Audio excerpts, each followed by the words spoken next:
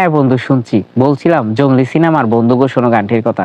গতকালই রিলিজ পেয়ে গেছে বন্ধু গো শোনো গানটি। জংলি সিনেমা থেকে এই গানটি নেওয়া হয়েছে মূলত 90s এর যারা, তাদেরকে 90s এর একটা ভাইব দিতে এবং বর্তমান প্রজন্মকে বুঝাতে 90s এর গানে কি আছে, কত শ্রুতিমধুর এবং কথাগুলো কত সুন্দর সাবলীল, তা বোঝানোর জন্য মূলত গানটি। এই গানটি নিয়ে যদি কথা বলতে চাই, প্রথমে বলতে হয় প্রিন্স মাহমুদকে কৃতিত্ব দিতে হবে, সেই সাথে কৃতিত্ব দিতে হবে ইমরান মাহমুদুলকে এবং কণাকে। আর অভিনয়ে দুর্দান্ত ফাটিয়ে দিয়েছেন সিয়াম বুবলি।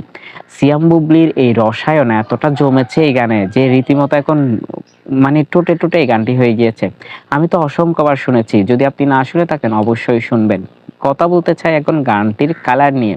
কালার গ্রেডিং এবং লোকেশন সবকিছু এত ধারাবাহিকভাবে এত সুন্দরভাবে ফুটিয়ে তুলেছেন, অসম্ভব। সেই সাথে সিয়ামকে এত সুন্দর লাগছে, মানে দাড়িতে যে একজন মানুষকে এত সুন্দর লাগতে পারে, সিয়াম তার জলজ্যান্ত একটা প্রমাণ। আর বুবলির কথা নাই বললাম, বুবলি তো দুর্দান্ত করেছেন এখানে। দুজনের রসায়নটা এত জমেকির হয়েছে, মানে তর্স হয়েছে না সিনেমা হলে কখন মুভিটা দেখবে এবং মুভিটা কি আনতে যাচ্ছে আমাদের জন্য এবং কি হতে যাচ্ছে মুভিতে। আরেকজন দিঘি রয়েছে এখানে, কেমন একটা মানে কেমন একটা কাহিনী হবে সেই বিষয় নিয়ে ভাবতে ভাবতে অস্থির। যাই হোক, বন্ধু গো শোনো গানটি আমি অসংখ্যবার শুনেছি, আরো শুনতে ইচ্ছে করতেছে, মানে শ্রুতিমধুর লাগছে গানটা যতবারই শুনছি।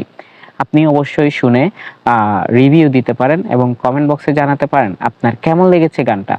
ধন্যবাদ।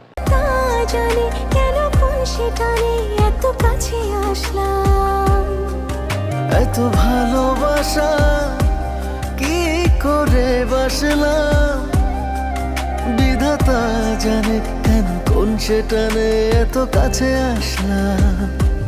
বাতাসের শীষ কথা ফিস ফিস সেও তোমারই। এই দুটা না জানছো না